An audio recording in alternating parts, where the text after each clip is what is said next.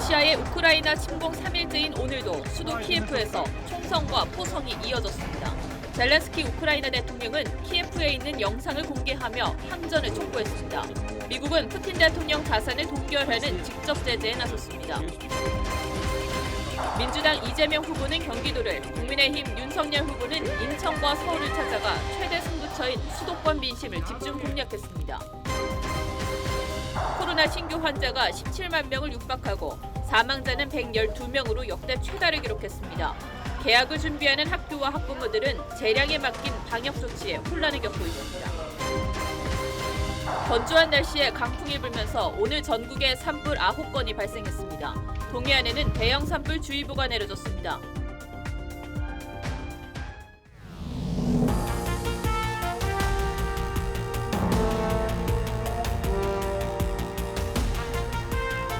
시청자 여러분 안녕하십니까? 뉴스7의 김명우입니다. 러시아가 우크라이나를 침공한 지 3일째를 맞고 있습니다. 현지 시각은 현재 낮 12시쯤이죠. 우크라이나의 수도 키예프 주변에선 새벽부터 두 나라의 치열한 교전이 벌어졌다고 합니다.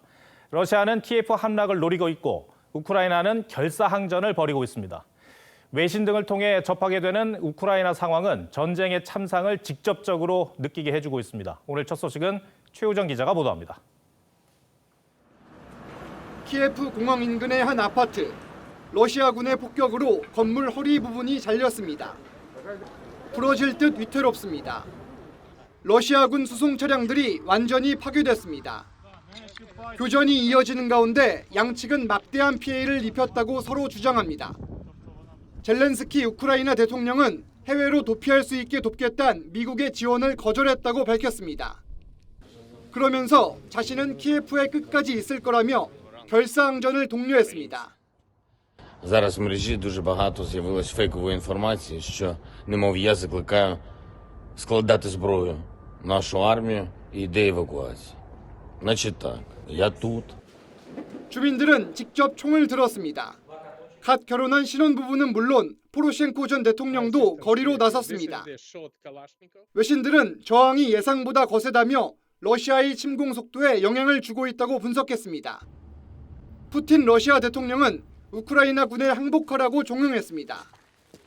Не позволяйте неонацистам и бендеровцам использовать ваших детей, ваших жен и стариков в качестве живого щита. 한편 양측은 고위급 회담을 개최할지 신경전도 펼치고 있습니다. TV조선 최우정입니다. 우크라이나 현지는 공포라는 말 외에는 달리 설명할 길이 없어 보입니다. 온 사방에서 터지는 폭발 소리에 주민들의 고통은 이루 말할 수 없고 피해도 속출하고 있습니다. 이런 아비규환 속에서도 새 생명은 태어났습니다. 류지연 기자가 보도합니다. 가정집 앞마당에 요격을 당해 곤두박질친 로켓포가 위태롭게 자리 잡았습니다. Мы выскочили на улицу раздетые все. Вот. И вот это у нас вот такая вот лежит бандура. Не знаю, как нам жить дальше, вообще как. 포탄은 사방에서 울부짖듯 쏟아졌습니다. Как снаряды летят, вот такой было, какой-то вой такой, как вам объяснить? Гул, вой какой-то. 건물마다 불길과 연기에 휩싸였습니다. 잠을 자던 손자는 하마터면 큰일 날 뻔했습니다. Кисть вот так вот.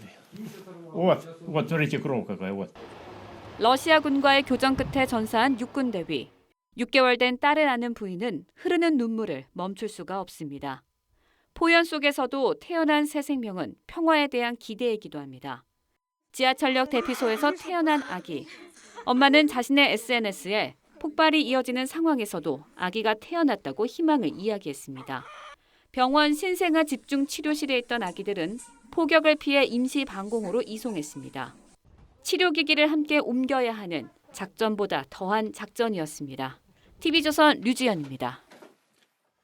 미국은 푸틴 러시아 대통령에 대해 미국 내 자산을 동결하는 등의 제재에 나섰습니다. 얼마나 실효성이 있을진 두고 봐야 할 텐데 외국의 국가 정상을 제재하는 건 드문 일입니다. 유엔 안보리는 상임이사국인 러시아의 반대로 우크라이나 침공 규탄 결의안을 채택하지 못했습니다. 권은영 기자입니다. 미국 재무부가 우크라이나 침공 이후 러시아에 대한 3차 제재를 발표했습니다. 푸틴 대통령을 포함해 고위 당국자 개인들의 미국 내 자산이 동결됐습니다. 미국인들은 이들과 일절 거래할 수 없습니다. 한 국가의 수반을 콕 집어 제재 대상으로 삼는 경우는 매우 이례적입니다. 북한의 김정은, 시리아의 알 아사드, 벨라루스의 루카셴코에 이어 네 번째입니다. And in alignment with the decision by our European allies, the United States will join them in sanctioning President Putin. 유럽연합도 하루 앞서 푸틴 개인을 제재했습니다. 하지만 당장 효과를 기대하긴 어렵습니다. 중장기적인 효과를 가져오게 되는데 그것이 초단기적으로 진행되는 전쟁 상황을 바로 막기에는 한계를 가질 수 있지 않는가. 러시아의 즉각 철군을 요구하는 유엔 안보리 결의안은 채택되지 못했습니다. 상임이사국인 러시아가 반대했습니다. You can veto this resolution, but you cannot veto our voices. 중국은 원론적인 입장만 내세우다 기권했습니다. TV조선 권은영입니다. 러시아의 침공에 맞서 전쟁 반대 목소리가 확산하고 있습니다. 서방국들은 물론 러시아 모스크바에서도 침공에 반대하는 규탄 시위가 열렸습니다. 문화계, 스포츠계도 러시아에 등을 돌리고 있습니다. 신은서 기자가 보도합니다. 타임스퀘어가 우크라이나 국기로 물들었습니다. 푸틴을 멈추라는 구호가 울려 퍼집니다. I really shy what my country and Putin do start this crazy war. 우크라이나인들은 끝내 울음을 터뜨립니다. My family in Kyiv. My sister was a little kid just at home. They just hear this and she doesn't know like every minute they're afraid for their lives. 유럽에서도 오세아니아에서도 남미에서도 세계 곳곳이 러시아를 규탄했습니다. I think we have to they have to show more power and stricter sanction. 나라를 대표하는 건물에 우크라이나 국기색의 조명을 비춰 연대의 의미를 담았습니다. 러시아에서도 50여 개 도시에서 반전 시위가 이어졌는데 1,800여 명이 체포됐습니다. 문화계와 스포츠계에는 손절 움직임이 확산합니다. 프로축구단들이 러시아 항공사, 에너지 기업과의 후원 계약을 끊었고 F1은 러시아 소치 그랑프리를 취소했습니다. 러시아에서 열릴 예정이었던 유럽 챔피언스 리그 결승전 장소는 프랑스 파리로 변경됐습니다. 뉴욕 카네기 홀은 러시아의 지휘자 발레리 게르기예프와 피아니스트 데니스 마추예프를 공연에서 제외시켰습니다. TV조선 신은서입니다. 지금 이 시간에도 우크라이나에선 격렬한 교전이 벌어지고 있습니다. 그런데 미국과 나토는 현지에 군을 보내지 않고 있습니다. 국제부 유혜림 기자와 조금 더 얘기 나눠보겠습니다. 자, 유 기자, 경제 제재는 하고 있어요. 그런데 미국과 나토가 군대를 파병하지는 않고 있습니다. 이게 안 하는 겁니까? 못 하는 겁니까? 네, 둘 다라고 볼 수 있겠는데요. 지금 서방은 여전히 우크라이나 영토에 직접 군사를 투입해 도울 계획은 없다는 입장입니다. 네. 미국과 나토가 파병을 하면 사실상 세계대전급으로 확전이 되기 때문에 부담스러울 수밖에 없는 상황입니다. 더군다나 우크라이나는 나토 회원국이 아니기 때문에 직접 파병할 명분도 부족합니다. 이 때문에 미국은 동유럽 병력을 늘릴 때도 주변 동맹국을 방어하기 위해 투입한다는 점을 분명히 했습니다. We have no intention of fighting Russia. We want to send an unmistakable message, though, that the United States, together with our allies, will defend every inch of NATO territory. 국제사회 여론도 궁금합니다. 러시아가 먼저 침공을 했으니까 좀 도와줘야 되지 않겠냐 이런 여론이 있을 것 같은데 안 그렇습니까? 네, 그렇게 생각이 되지만 실제로는 그렇지 않았습니다. 미국 내 여론조사 결과 우크라이나 사태에서 미국이 중요한 역할을 해야 한다는 응답은 26%에 그쳤습니다. 과반 이상인 52%가 미미한 역할을 해야 한다고 했고 20%는 어떤 역할도 하지 말아야 한다고 답했습니다. 유럽도 마찬가지입니다. 독일 등 8개 나라의 여론을 조사했더니 군사 개입을 지지하는 비율은 27%에 그친 반면 외교적 개입만 해야 한다는 비율은 절반에 가까웠습니다. 네. 이 서방의 도움이 없기 때문에 우크라이나가 빨리 함락될 것이다 이런 전망도 있었는데 뭐 그렇지 않은 상황입니다. 이제 사흘째 버티고 있거든요. 네, 맞습니다. 미국 국방부는 러시아가 병력과 무기의 압도적인 우위에도 빠른 승리를 장담할 수 없게 됐다고 평가했는데요. 우크라이나의 저항이 거세기 때문입니다. 총 동원령이 내려진 뒤 조국을 뺏길 수 없다는 생각에 50만 명의 예비군이 전장으로 향했고 전쟁 경험이 없는 여성들까지 총을 들고 전선에 뛰어들었습니다. На первых порах пользоваться нашим оружием, которое есть у нас, на которое есть дозвол, и будем пользоваться, первые минуты, да, но мы будем оставаться и защищать наш город. 이런 거센 저항에는 역사적인 배경도 있다는 거죠. 네, 러시아에 대한 뿌리 깊은 반감이 있기 때문입니다. 옛 소련 시절인 1932년 스탈린은 곡창지대인 우크라이나의 식량을 모두 뺏어갔습니다. 이로 인해 우크라이나인 350만 명이 굶어 죽었는데요. 여기에 독립국이 됐는데도 크림반도를 침공하고 돈바스의 친러 반군을 지원해서 러시아에 대한 반감은 더욱 커졌습니다. Наши братья нас уже убивают 8 лет. Всех есть, ребята. Поэтому У тебя злость. есть? Злость и 지금 현지에 우리 교민들이 남아 있습니까?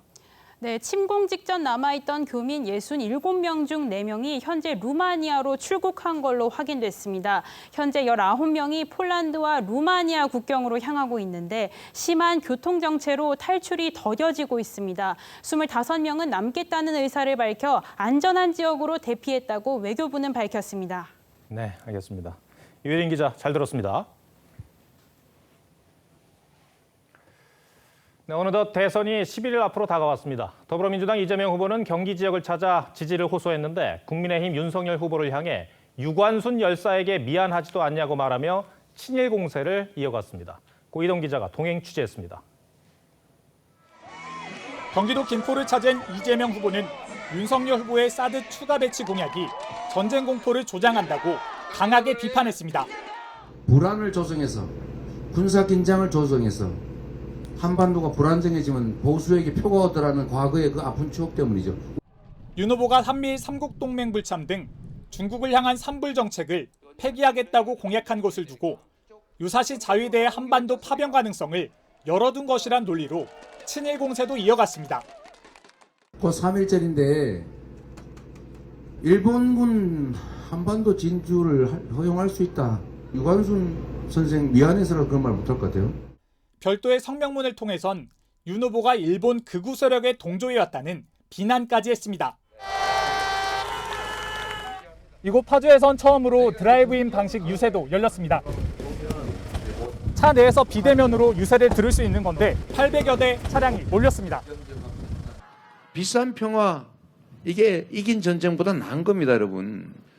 안보를 정쟁에 악용하는 거 절대로 하면 안 되고 이게 대표적인 정치 후진국의 행태입니다. 민주당은 내일 긴급 의총을 열고 다당제 보장을 위한 정치 개혁안을 당론으로 채택하며 제3지대 후보 끌어안기에 나섭니다. TV조선 고이동입니다. 국민의힘 윤석열 후보는 서울과 인천의 번화가를 찾아 더불어민주당 이재명 후보가 장악한 민주당 주역들을 자리 차지하기와 이권 나누기에 급급한 세력이라고 비판했습니다. 하지만 아직 민주당에 남아있는 양식 있고 훌륭한 정치인과는 협치를 하겠다고 말했습니다. 김도영 기자입니다.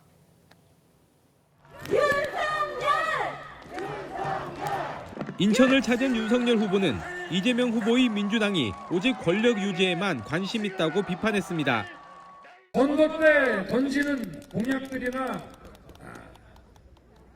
입에 단 소리들은 마치 늑대가 아이들을 유혹하기 위한 종전선언으로는 평화를 보장하지 못한다며 이 후보가 우크라이나 대통령을 정치 초보라고 비판한 것은 왜곡된 안보관 때문이라고 직격했습니다.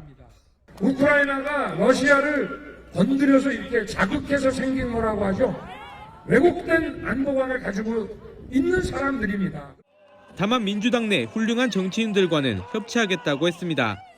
양식 있고 훌륭한 분들이 있습니다마는 이 이재명의 민주당 세력들 때문에 길을 펴지 못하고 있습니다. 유세장엔 몸 팔아서 2번이란 파란색 패널도 등장했습니다. 이어 서울 서부권으로 옮긴 윤 후보는 목동선, 강북선, 경전철 등 교통망 확충과 재건축, 재개발 규제 완화를 통한 지역경제 활성화 방안을 제시하며 사당 민심 다지기에 나섰습니다. 집권 즉시 소상공인과 자영업자에 대한 최대 1,000만 원 방역지원금 지급과 24시간 영업 보장 등 공약도 제시했습니다. TV조선 김도영입니다. 이번 대선에서 야권 단일화는 과연 성사될 것인가? 윤석열, 안철수 두 후보의 발걸음에 이목이 쏠리고 있습니다. 투표용지에 후보 사퇴가 표시될 수 있는 인쇄 시작일까지는 이제 단 이틀이 남았죠. 그래서 이번 주말이 사실상 야권 단일화 협상의 마지노선으로 불리고 있습니다. 양측의 움직임을 홍현주 기자가 취재했습니다. 안철수 후보가 부인 김미경 교수와 시장을 찾자 대선을 완주하라는 응원을 받습니다. 완주하세요. 네, 완주하세요. 안 후보는 단일화는 이미 결렬된 것이라고 했지만 어젯밤 TV토론 뒤 취재진과 만나선 여론조사 경선 방식 단일화엔 가능성을 열어뒀습니다. 저는 단판 생각하고 있지 않습니다. 윤 후보님과 만나실 계획은? 경선을 하시겠다면 모르죠. 국민의당 전직 지역위원장 40명이 어제 안 후보에게 통 큰 단일화에 나설 것을 촉구했고 국민의힘 내에선 윤 후보가 직접 삼고초려하라는 등의 요구가 잇따르고 있습니다. 국민들께서 절실하게 바라는 것이니만큼 할 수 있는 마지막까지 투표 전날까지도 노력을 계속할 생각입니다. 모레 투표용지 인쇄까진 만 하루 남짓 남았는데 단일화 여론조사에 나서긴 물리적으로 어려워진 상황. 윤석열, 안철수 두 후보가 내일은 각각 경북과 전남으로 흩어질 계획이라 서울에서 유세 일정을 마치는 오늘 밤이 마지막 단판 기회로 꼽힙니다. 정의당 심상정 후보는 보수세가 강한 대구를 찾았습니다. 또 대한민국을 민주화 진보의 방향으로 이끌었던 그런 고귀한 정신을 갖고 있는 데가 바로 이 대구다. 심 후보는 19주기를 맞은 대구 지하철 화재 참사 희생자를 추모하고 재발 방지를 약속했습니다. TV조선 홍현주입니다. 네, 경기주택도시공사가 이재명 후보 옆집에 직원 합숙소를 계약했을 당시 경기주택공사의 사장은 이 후보 최측근인 이현욱 변호사였습니다. 그런데 이 변호사가 사장으로 선임되는 과정에서 경기도가 개입했다는 주장이 나왔습니다. 공모 요건을 이 변호사에게 유리하게 변경했다는 의혹입니다. 한승원 기자가 단독 취재했습니다. 2018년 8월 이재명 당시 경기지사 취임 한 달여 만에 잦은 사퇴를 선택했던 김용학 전 경기도시공사 사장. 사퇴하라고 공개적으로 이야기한 적은 없습니다만은 그런 분위기를 많이 느꼈습니다. 이후 5달 넘게 공석이던 사장 자리에 선임된 인물은 이 지사 측근인 이현욱 변호사였습니다. 당시 공사 고위 임원은 사장 교체 과정에서 상급기관인 경기도의 개입이 있었다고 주장했습니다. 해당 임원은 김 전 사장이 나가자 경기도에서 사장 자격 요건을 완화하라는 공문이 내려왔다며 임원 규정 개정을 위해 사회 이사회가 열렸지만 일부 이사들의 반대로 한 차례 부결되기도 했다고 했습니다. 이 과정에서 공사 내 인사과 직원들이 경기도청에 불려가 많이 혼났다고도 했습니다. 실제로 2018년 11월 GH 사장 공모요건 개정안 건은 한 차례 부결됐지만 일주일 뒤 서면회의로 가결됐습니다. 개정 전엔 상장기업에서 임원급 이상으로 5년 재직하거나 3급 이상 공무원이어야 한다고 규정돼 있었지만 삭제된 겁니다. 참여연대 등 시민단체와 성남FC 고문 변호사 이력만 있었던 이 변호사는 GH 사장을 지낸 뒤 이 후보 선대위 약속과 실천위원장을 맡고 있습니다. GH 측은 제기된 의혹에 대해 사안을 파악 중이라고 했습니다. TV조선 한송원입니다. 대장동 개발 특혜 의혹의 핵심 인물인 남욱 변호사가 대장동 사업자 선정 이전에 이 사업을 4천억짜리 도둑질이라고 말한 것으로 파악돼 논란입니다. 불법적으로 큰 이득을 볼 거라는 걸 예상했다는 건데 실제로 이들은 배당 이익으로 4,040억 원을 챙겼습니다. 하지만 정작 검찰 공소장에는 절반가량만 배임 혐의가 적용됐습니다. 이채연 기자입니다. 2014년 11월 대장동 4인방 대화 녹취록엔 대장동 사업과 관련한 언급이 등장합니다. 남욱 변호사가 정모 회계사에게 말하는 대목인데 대장동 개발 사업에 대해 4천억 원짜리 도둑질을 하는데 완벽하게 하자는 취지의 내용인 것으로 전해졌습니다. 대장동 개발 방식조차 정해지지 않았던 시점이었습니다. 대장동 사업자를 선정하는 절차는 이 발언이 나온 지 석 달 뒤에야 진행됐습니다. 실제로 대장동 일당이 분양 이익을 제외하고 배당금으로 가져간 수익은 4,040억 원에 달했습니다. 지금까지 검찰이 파악한 대장동 일당의 배임 액수는 1,827억 원. 공모 과정에서 등장한 액수의 절반가량만 공소장에 포함된 셈입니다. 검찰이 산정한 대장동 일당의 배임 액수는 지난해 10월 유동규 성남도시개발공사 기획본부장 첫 영장에 적시한 수천억 원에서 계속 바뀌었습니다. 검찰은 택지개발 배당이익과 시행이익을 합쳐 공사 측에 끼친 손해를 산정한 것이라고 했지만 수사가 제대로 이뤄졌는지 재판 과정에서 규명될 것이라는 전망도 나옵니다. 한 법조계 인사는 일당 스스로 4천억 원이라 했는데 검찰이 어떤 과정에서 배임액을 절반만 인정했는지 수사 과정에 의문이 든다고 했습니다. TV조선 이채연입니다. 오늘은 우리나라에서 코로나 백신 접종이 시작된 지 꼭 1년이 되는 날입니다. 그 사이 전 국민의 86%, 성인 96%가 기본 접종을 완료했지만 확진자는 오늘도 17만 명을 육박하고 사망자는 112명으로 역대 최다를 기록했습니다. 자, 이제 다음 주면 대학들은 속속 개강을 하는데 확산세가 걱정인 학생들이 비대면 강의에 몰리고 있다고 합니다. 서영일 기자가 취재했습니다. 다음 주 개강을 앞둔 대학 캠퍼스. 새학기를 알리는 현수막이 걸려있고 학생들도 들뜬 모습입니다. 비대면 수업 같은 경우는 등록금이 좀 아깝다는 생각이 많이 들더라고요.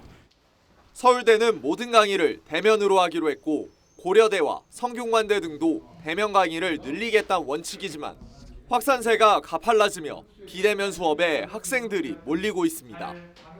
한 대학에선 지난해 미달이었던 경영학부 전공 비대면 강의가 올해는 경쟁률이 8.6대 1까지 치솟기도 했습니다. 이럴 때일수록 더 조심을 해야 된다. 그래서 비대면을 선호하겠다라는 친구들도 있습니다. 신규 확진자는 나흘째 17만 명을 오르내리고 있고 위중증 환자도 600명대로 올라서며 어제 하루만 사망자가 112명 발생해 최다를 기록했습니다. 요양병원과 시설의 고위험군 중심으로 사망자가 속출하고 있기 때문입니다. 확진자의 규모가 이제 커지면서 위중증이나 사망이 다소 이렇게 증가하는 경향을 보이고 있기 때문에 이에 정부는 요양병원에 입원하기 전 3박 4일 격리를 의무화했습니다. 또 오늘부턴 학원과 독서실에서 한 칸 뛰어앉기 등으로 밀집도를 조정하지 않으면 과태료가 부과됩니다. TV조선 서영일입니다. 일부 자영업자들이 영업시간 제한 조치에 더는 못 버티겠다며 24시간 영업에 돌입했습니다. 과거 연매출이 10억 원이 넘었다는 이유로 지원 대상에서 빠지자 법적 조치를 감수하면서까지 항의에 나선 겁니다. 윤서아 기자입니다. 서울 종로구의 한 음식점. 영업이 제한되는 밤 10시를 훌쩍 넘겼지만 식당 안엔 손님들로 가득합니다. 이 자리는 큰 결심을 하신 우리 사장님이 아니었으면 있을 수 없는 자리입니다. 과거 연 매출액이 10억 원을 넘는다는 이유로 코로나19 손실보상금 지원 대상에서 제외되자 영업 강행에 나선 겁니다. 월세가 3천만 원이 넘어가는 가게입니다. 가게에서 순이익을 얻으려면 최소 1억 1천만 원을 팔아야지 순이익이 발생하는데 규제가 10억이면 비슷한 처지의 자영업자 30여 명도 음식점 앞에서 촛불 시위에 나섰습니다. 지금 우리는 견딜 수 없는 경제적 파산으로 살지도 죽지도 못하는 상황에 있습니다. 24시간 영업을 선언한 이 음식점엔 방역수칙 위반으로 인한 불이익도 감수하겠다는 업주의 글이 붙어 있습니다. 관할 구청 직원은 법적 조치를 경고했습니다. 영업을 계속 강행한다면은 저희는 법적인 조치를 취할 수밖에 없습니다. 해당 식당의 24시간 영업 시위는 사흘간 진행될 예정인데 일부 다른 자영업자들도 동참 움직임을 보이고 있어 지자체와 마찰이 불가피할 것으로 보입니다. TV조선 윤서아입니다. 네, 앞서 대학가 분위기도 전해드렸습니다만 다음 주 개학을 앞둔 초중고등학교도 비상입니다. 아동과 청소년들은 미접종자가 많아 집단 감염이 우려되기 때문이죠. 그런데 정부는 학교에, 학교는 학부모에 방역 책임을 미루는 태도를 보여 혼란이 커지고 있습니다. 무엇보다 아이들의 건강이 걱정입니다. 오늘의 포커스는 불안한 새학기 등교에 맞췄습니다. 교육부가 전면 등교 원칙을 강조한 건 불과 3주 전. 오는 3월 확진자 폭증이 이미 예고된 때였습니다. 교육부의 정상 등교 원칙은 유지됩니다. 예측대로 확진자 폭증이 시작되자 일선 학교들은 고민에 빠졌습니다. 등교 여부 결정이 학교장 재량이었기 때문입니다. 그러자 각 학교들은 학부모들을 상대로 등교를 할지 여부를 묻는 긴급 설문을 실시했습니다. 학교가 해야 할 판단을 학부모들에게 미뤘다는 지적도 나옵니다. 우선 정부의 전면 등교 방침을 믿었던 학부모들은 비대면 수업에 반발합니다. 불만이에요. 주위 엄마들 다 전면 등교하기 원해요. 반면 전면 등교에 반대하던 학부모들은 최근 소아청소년 환자 급증에 더욱 불안합니다. 역대 최다 확진자가 나온 지난 23일, 전체 환자의 27%, 약 4만 6천 명이 19세 이하였습니다. 아이들이 급식을 안 하고 온다던가. 특히 백신을 맞지 않은 9세 이하의 확진 비중이 10에서 19세보다 높아 어린 학생들일수록 우려가 커집니다. 혼란은 이뿐만이 아닙니다. 정부는 최근 주 2회 신속 항원 검사를 해야 등교를 할 수 있다는 취지로 말했습니다. 비판이 일자 이를 권고하는 것이라고 했습니다. 일선 학교가 방역 업무를 맡는 것도 여전히 논란입니다. 학교별 자체 조사를 통해서 밀접 접촉자를 관리하는 학교 자체 조사 방식을 도입을 하였습니다. 혼란이 잇따르면서 자녀의 건강과 학습권을 동시에 책임져야 할 학부모들의 어깨는 더욱 무거워지고 있습니다. 가짜 도생 등의 과격한 표현까지 등장하고 있습니다. 하지만 정부가 많은 국민들을 외면하거나 손을 놓거나 하는 일은 결코 있을 수가. 정부가 누구보다 철저히 보호해야 할 국민은 우리 아이들이 아닐까. 뉴스7 포커스였습니다.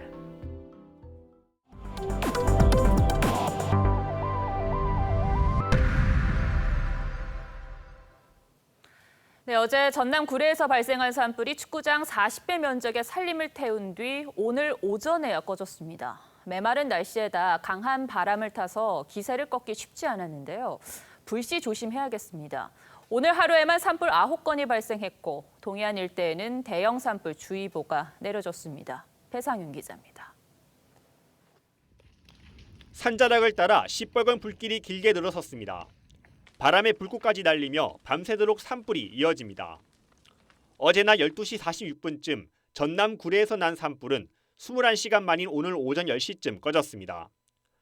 산세가 험하고 강풍까지 겹쳐 진화의 어려움을 겪으면서 축구장 40배에 이르는 산림 29헥타르가 잿더미로 변했습니다. 오늘 아침 8시 반쯤에는 전남 신안 흑산도에서 산불이 나는 등 오늘 하루만 경북 문경과 상주, 충북 청주 등 전국에서 산불 9건이 잇따랐습니다. 해가 지면서 진화 헬기도 철수해 문경과 신안 산불 현장에는 야간 확산에 대비해 방화선이 구축됐습니다. 비가 너무 많아서 대기가 건조해서 더 많이 나고 있는 것 같습니다. 전국적으로 그냥 바람이 좀 많이 세게 불고 있는 것 같습니다. 강원 산간 등 동해안 일대에는 내일 아침까지 순간 최대 초속 25m의 강풍이 예상됩니다. 산림청은 오늘 강원과 영남 동해안 일대에 대형 산불 위험주의보를 발령했습니다. TV조선 배성인입니다. 요즘 거리에 선거 벽보나 현수막이 걸려 있죠. 그런데 곳곳에서 이를 훼손하는 일이 잇따르고 있습니다. 공식 선거운동이 시작된 지 열흘 만에 200명 넘게 적발됐습니다. 정당한 사유 없이 훼손했다면 형사처벌을 받을 수 있습니다. 선정원 기자입니다. 빨간 패딩을 입은 남성이 벽으로 다가가더니 선거벽보를 뜯고 발로 차기까지 합니다. 목격자 신고로 검거된 이 50대 남성은 경찰 조사에서 술에 취해 범행을 저질렀다고 진술한 것으로 전해졌습니다. 선거 홍보물 훼손 혐의로 수사 대상에 오른 피의자는 공식 선거운동 돌입 열흘 만에 213명으로 집계됐습니다. 19대 대선 당시 같은 기간에 비해 소폭 줄어든 수치입니다. 전주에선 지난 18일과 21일 더불어민주당 이재명 후보와 국민의힘 윤석열 후보의 선거벽보가 각각 훼손돼 경찰이 수사에 나섰습니다. 부산에선 후보들이 마음에 안 든다거나 기분이 나쁘다며 선거벽보를 훼손한 40대와 20대 남성이 경찰에 입건됐습니다. 현행법상 정당한 사유 없이 선거 공보물을 훼손하거나 철거할 경우 2년 이하 징역이나 400만 원 이하 벌금형에 처할 수 있습니다. 선거벽보 훼손하는 행위는 선거운동의 자유와 기회를 박탈하는 선거범죄로 경찰은 대선 기간 선거벽보나 현수막을 훼손하는 불법 행위를 단속해 엄정 처벌할 방침입니다. TV조선 전정원입니다. 코로나 사태로 일명 집콕 생활이 늘면서 집을 수리하거나 꾸미는 실내 인테리어에 관심이 높아졌죠. 관련 시장 규모도 커졌는데 비용이 만만치가 않습니다. 소비자 눈높이가 높아져 고가 시공이 많아진 데다 원자재 값도 워낙에 올랐습니다. 이유경 기자입니다. 결혼 3년 차 강현근 씨는 살고 있는 아파트를 조금 고쳐볼까 고민 중입니다. 수납장이 요즘에 잘 나오는 것 같아서 거기도 한번 더 좀 생각을 해보면 좋을 것 같고, 나중에 이제 저희가 자녀 생겼을 때 지금 쓰는 수준에서 조금 더 좀 꾸며서. 코로나 장기화로 집에 머무는 시간이 늘고 SNS로 집을 공개하는 온라인 집들이가 확산되면서 인테리어 수요가 늘고 있습니다. 관련 시장은 2010년 19조 원에서 올해 60조 원 규모로 커질 것으로 예상됩니다. 조금 더 이제 불편한 점을 좀 더 개선하려는 고객님들의 니즈가 많아지면서 인테리어 상담 건수가 이제 아무래도 약 30% 정도 증가했다고 보시면. 비용도 껑충 뛰었습니다. 평당 인테리어 시공은 평균 100만 원에서 140만 원 정도로 2, 3년 새 40% 상승했습니다. 수요가 늘면서 시공기사 인건비가 크게 오른 데다 인테리어 비용에서 40% 정도를 차지하는 금속, 목재 등 자재값이 급등한 탓입니다. 여기에 고급 자재를 찾는 경우도 늘면서 평당 500만 원에 달하는 고가 시공도 많습니다. 잘 고쳐놓으면은 내 집의 가치도 그만큼 훨씬 많이 올라갈 수 있다라는 생각에 이 뭐 자재 사용에 있어서도 조금 더 고급화되는 경향이 없. 최근엔 인테리어 견적을 비교해주는 온라인 업체도 늘어나고 있는 만큼 소비자들이 이런 서비스를 활용하면 집 고치는 비용을 낮출 수 있을 것으로 보입니다. TV조선 이유경입니다. 추위가 한풀 꺾이면서 오늘 봄 날씨가 느껴졌습니다. 봄의 전령이라 불리는 복수초 같은 봄꽃도 피기 시작했습니다. 김다루 기자가 담아왔습니다. 메마른 산기슭에 핀 노란 복수초가 햇살에 반짝입니다. 꿀벌이 활짝 핀 꽃망울 사이를 분주히 날아다닙니다. 언제나 제일 먼저 봄을 알리는 꽃이 복수초다. 나이는 들어도 이 꽃을 보면은 항상 청춘으로 생각하고 있죠. 비닐하우스가 온통 연분홍 복사꽃으로 가득합니다. 복숭아 재배 농민은 봄철 농사 준비를 시작합니다. 꽃 피기 시작해가지고 이제 봄 농사 시작이니까 이제 수확하려면은 첫째는 수정이 잘 돼야 되는데. 오늘 낮 기온은 서울 9.2도, 광주 13.8도, 제주는 16.2도까지 올랐습니다. 전국 대부분이 평년보다 2에서 4도 정도 높아 완연한 봄 날씨를 보였습니다. 아이들도 어른들도 두꺼운 겨울 외투를 벗고 성큼 다가온 봄의 정취를 만끽합니다. 오늘은 마치 봄의 문턱에 들어선 기분입니다. 바람도 살살 불어도 이게 봄 기운 같은 바람이라 느낌도 나쁘지 않아요. 강원과 경북, 울산 등지는 오늘 초미세먼지가 나쁨 수준을 보였지만 내일은 보통 수준을 회복합니다. 휴일인 내일 낮에도 서울이 8도, 부산이 13도까지 오르며 당분간 포근한 날씨가 이어지겠습니다. TV조선 김다로입니다. 어제 TV토론 발언을 두고 민주당과 국민의힘 모두 상대 후보가 허위 발언을 했다며 법적 대응을 하겠다고 공방을 벌이고 있습니다. 선거가 막바지에 이르면서 각종 주장들이 난무하고 있어 어지럽습니다. 어떤 발언들이 논란이고 사실관계는 무엇인지 김보건 기자가 팩트체크를 해드리고 뉴스야 이어가겠습니다.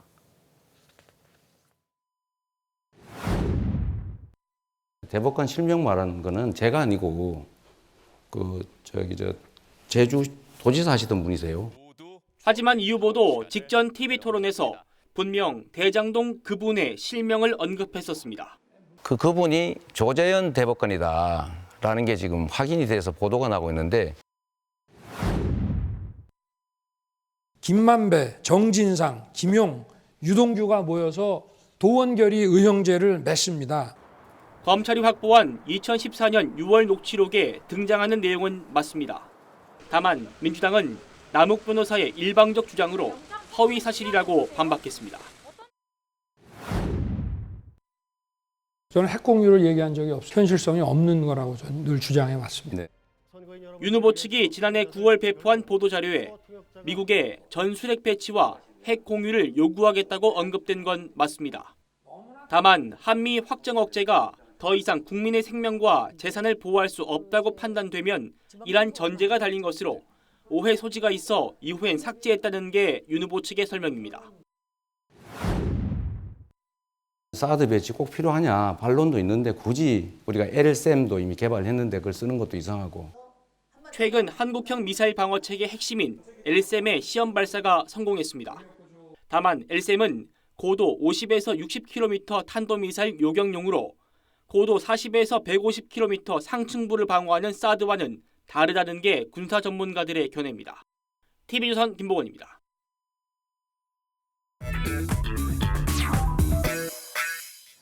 뉴스야 시작합니다. 정치부 이태희 기자 나와 있습니다. 첫 번째 물음표 볼까요? 네. 첫 번째 물음표는 못 보나 안 보나입니다.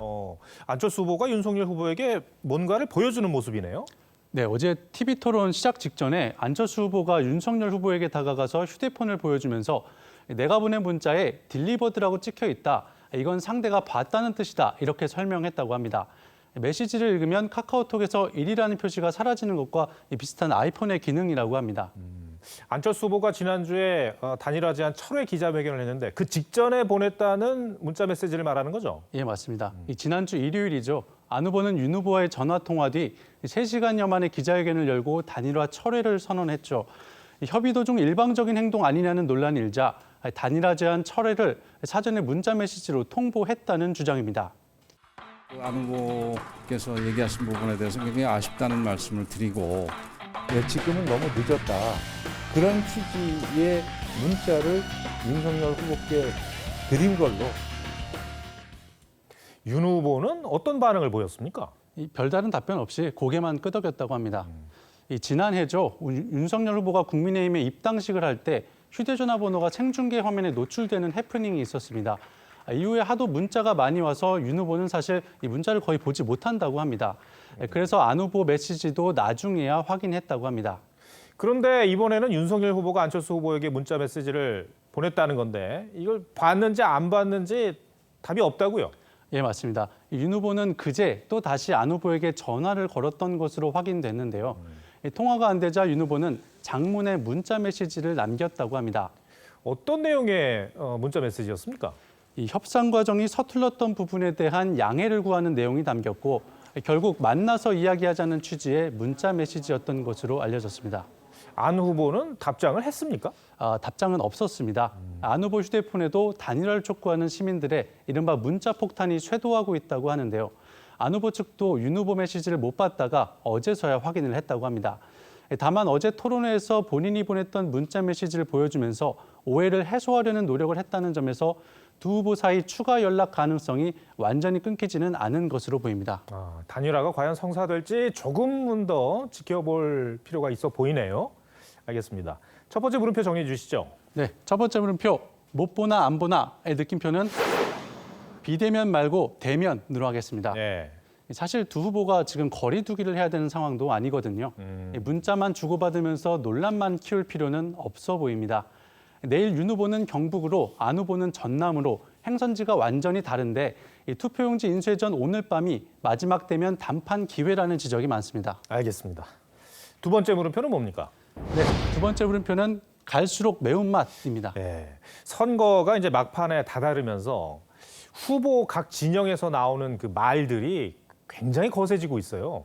이 초접전 판세이다 보니 그런 경향이 더 짙어지고 있습니다. 네. 이재명 후보의 경우엔 형수욕설 논란 등이 있어서 언어에는 신중한 모습이었는데 공식 선거운동 기간 들어서는 발언 수위가 확 달라졌습니다. 5년짜리가 건방지게 겁이 없어. 그야말로 겁대가리 없이 어디 건방지게 국민에게 달려듭니까? 촛불 들고 다니다가 깜빵 가는 그런 세월을 살게 될지도 모릅니다. 다른 후보들의 발언들도 세지고 있는데 계속해서 들어보시죠. 우리 정상적인 정당이면은 대통령 후보 될 수 있습니까? 늑대에게 어린 자녀 맡기는 거랑 똑같은 거 아닙니까? 양당 후보들이 말하는 대통령 되는 협력정치, 통합정치, 연합정치 그러다 헛소리. 깨끗하게 만들려고 하면 누가 제일 싫어하는지 아십니까? 그 벌레들이 제일 싫어합니다. 이 논리적인 비판이라기보다는 원색적인 비난에 더 가까워 보여요. 네, 이 후보들뿐만이 아닙니다. 이 선대위의 직책을 맡고 있는 인사들도 마이크만 잡으면 발언 수위를 조절하지 못하고 있습니다. 민주당은 윤석열 후보의 어퍼컷 세리머니를 비판하는 과정에서 선을 넘었다는 지적을 받았고요. 검사들이 룸사롱에 가서 술을 먹고 노래를 부르다가 점수가 잘 나오면 어퍼컷을 한답니다. 국민의힘도 불필요한 표현으로 논란을 일으켰습니다. 점수 욕하는 파일 그거 하나만 옆에 사람한테 빌려주세요. 그러면은 어떻게 자기 인간 쓰레기, 자기 형수님한테 욕을 하느냐?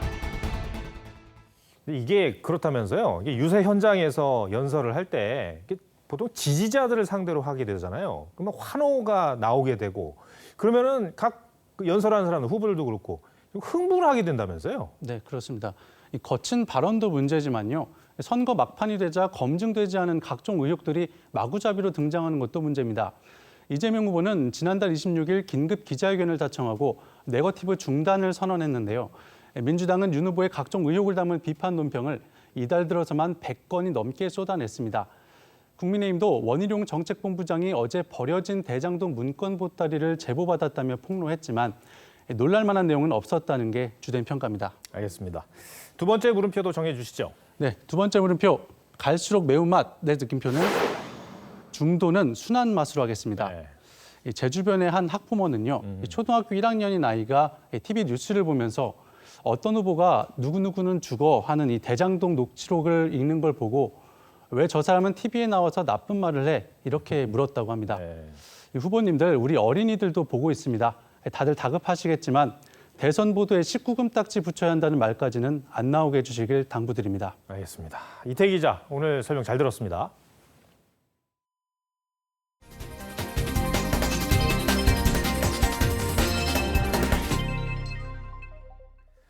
초대 문화부 장관을 지낸 이어령 교수가 암 투병 끝에 향년 88세 일기로 별세했습니다. 언론인으로 작가로 또 교수로 존경받던 그의 삶을 최윤정 기자가 돌아봤습니다. 작가이자 문학평론가, 언론인, 교육자 등 우리나라 대표 석학으로 불렸던 이어령 교수. 1934년 충남 아산에서 태어난 고인은 1990년 노태우 정부 신설된 문화부 초대 장관을 역임했고 88년 서울올림픽 당시에는 개폐회식 총괄 기획위원 등 다양한 활동을 펼쳤습니다. 전쟁터의 폐허에서 새롭게 태어나는 한국의 기적을, 그 반전을 어린아이의 그 하얀 옷을 입고 무심하게 불렁쇠를 굴리는 모습에서 20대의 나이에 한국일보, 조선일보 등 논설위원을 역임하며 최고의 논객으로 활약했고 이화여자대학교 물리대 교수 등 30여 년을 강단에 서며 교육에도 힘썼습니다. 수많은 저서를 펴낸 이어령 교수는 2017년 암이 발견돼 2차례 큰 수술을 받았고 항암 치료를 받는 대신 마지막 저작 시리즈 한국인 이야기 등 저서 집필에 몰두해왔습니다. 투병하는 그 한시적인 생활 속에서 더는 또 앞으로 내가 이런 수업을 할 수 있을까? 이제 이 세상의 마지막 수업을 마친 이어령 교수. 깜깜한 가슴 속 밤하늘에 떠다닐 반딧불만한 빛 한 점이면 족합니다. 빈소는 서울대학교 병원 장례식장에 마련되고 5일간 가족장으로 치러질 예정입니다. TV조선 최윤정입니다.